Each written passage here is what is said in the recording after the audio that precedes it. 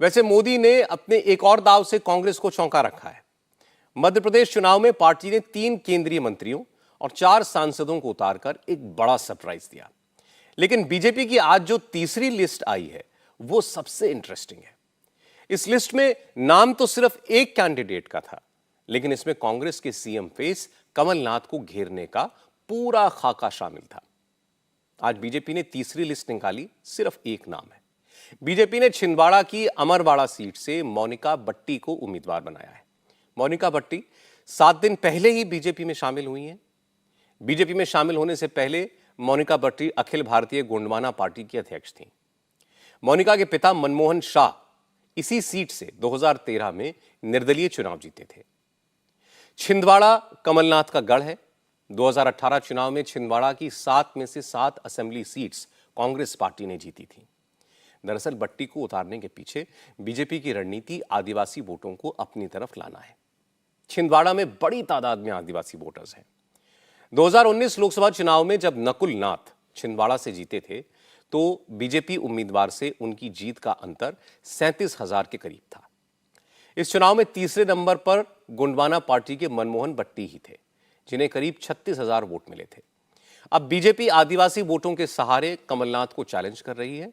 कमलनाथ को छिंदवाड़ा में घेरने के लिए बीजेपी ने केंद्रीय मंत्री प्रहलाद सिंह पटेल को भी नरसिंहपुर से उम्मीदवार बनाया है। जिस वक्त टिकट का ऐलान हुआ उस वक्त भी पटेल छिंदवाड़ा में थे।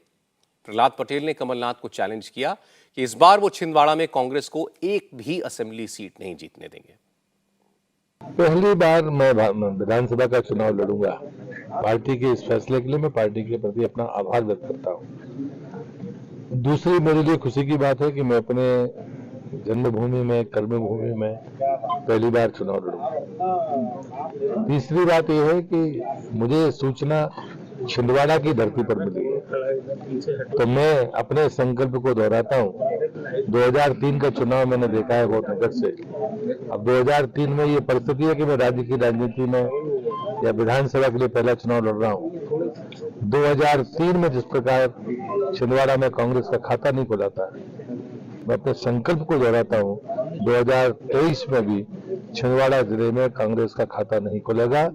ये भ्रष्टाचार की लंका यहीं पर ध्वस्त होगी। समय पूरा हो गया है यहाँ पर, कांग्रेस का भी और कांग्रेस के नेताओं का भी। वैसे कल भी बीजेपी ने मास्टर स्ट्रोक चला था। एमपी चुनाव में पार्टी ने 3 केंद्रीय मंत्रियों, 7 सांसदों समेत कई हैवीवेट उम्मीदवारों को मैदान में उतार दिया।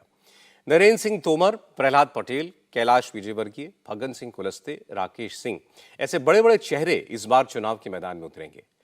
कांग्रेस ने इसे बीजेपी की घबराहट बताया।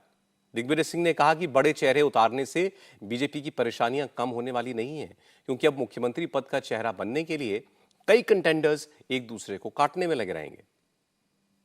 ये भाजपा में घबराहट की निशानी है। अब देखते हैं कौन किसको निपटाता है। इस बार बिकाऊ माल को टिकट नहीं मिलेगा, टिकाऊ माल को मिलेगा। दिग्विजय के तंज का जवाब खुद मध्य प्रदेश के मुख्यमंत्री शिवराज सिंह चौहान ने दिया। उन्होंने कहा कि इस फैसले से मध्य प्रदेश में बीजेपी की जीत तय हो गई है। शिवराज ने कहा कि दिग्विजय बौखलाहट में ऐसी बातें कर रहे हैं क्योंकि अब कांग्रेस को समझ नहीं आ रहा कि बीजेपी के इस दाव की काट कहां से लाएं। ये अद्भुत है, अभूतपूर्व है और इसने भारतीय जनता पार्टी की महाविजय को सुनिश्चित कर दिया है।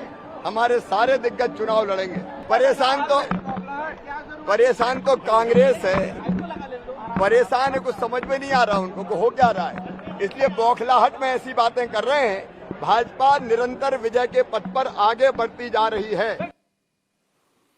लेकिन कांग्रेस बीजेपी की लिस्ट को लेकर सीधे शिवराज को ही टारगेट कर रही है। कांग्रेस प्रवक्ता पवन खेड़ा ने कहा कि बीजेपी शिवराज की नाकामियों से परेशान है, इसलिए कोई भी बड़ा नेता उनका नाम ही नहीं लेता। पवन खेड़ा ने कहा कि हो सकता है बीजेपी शिवराज को चुनाव में ही ना उतारे। उन्होंने कहा कि बीजेपी का केंद्रीय मंत्रियों और सांसदों को चुनाव में उतारना बताता है कि एमपी में उसकी हार तय है। कर्नाटक में हमने जो किया तो इनको लगता है कि शायद उसी वजह से हम जीते। पहले लिस्ट निकाल दो। इन्हें नहीं समझ में आता कि आप लिस्ट पहले निकालो, ज़्यादा निकालो, पूरे के पूरे केंद्रीय कैबिनेट को लड़ा दो वहाँ, उससे क्या होने वाला है।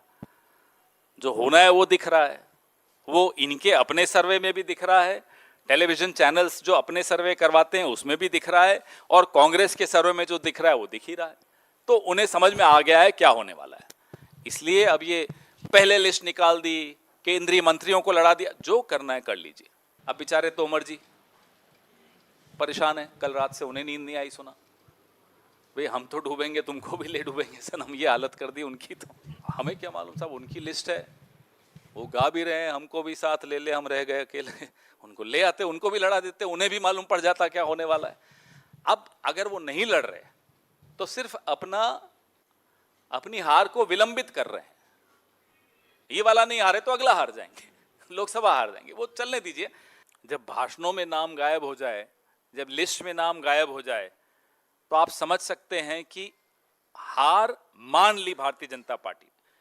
आप अपने मुख्यमंत्री को अगर नाकारा साबित करने पर तुले हुए हैं सार्वजनिक रूप से, तो जनता उन्हें क्यों चुनेगी, जनता उन्हें वोट क्यों देगी।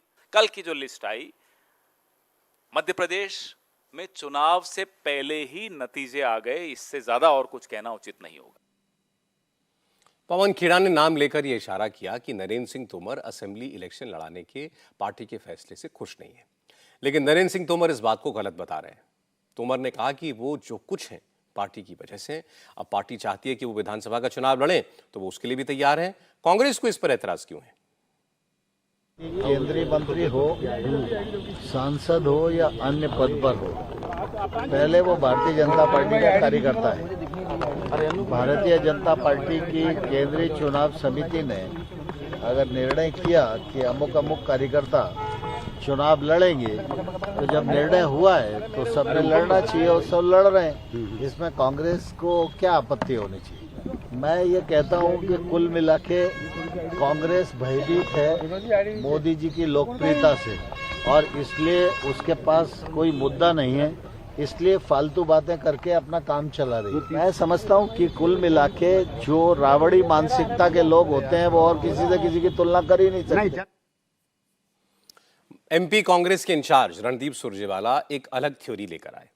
उन्होंने कहा कि शिवराज और ज्योतिरादित्य सिंधिया के प्लान का हिस्सा है, वो तो चुनाव हार ही रहे हैं, एमपी के दूसरे बड़े नेताओं को भी अपने साथ लेकर डुबाना चाहते हैं ताकि हार की जिम्मेदारी उन पर ना आए। और पस्त भाजपा का चेहरा अब सामने है। अब उन्हें यह मालूम है शिवराज सिंह और ज्योतिरादित्य सिंधिया को कि वो चुनाव हार चुके हैं, तो उन्होंने एक नई शतरंज की चाल चली, जिसे अगर मैं हिंदी फिल्म के मुहावरे में कहूं तो शिवराज ने सोचा हम तो डूबेंगे सनम, तुमको भी साथ ले डूबेंगे। सारे प्रतिद्वंदियों को जो बीजेपी में उनके हैं, शिवराज जी के और ज्योतिरादित्य सिंधिया के, सबको वहीं फंसा दिया लाकर, ताकि ना बांस रहेगा ना बांसुरी, क्योंकि भारतीय जनता पार्टी करारी शिकस्त और हार का सामना कर रही है। उन्होंने कल ये स्वीकार कर लिया कि उनके पास चुनाव लड़ाने योग्य उम्मीदवार भी नहीं।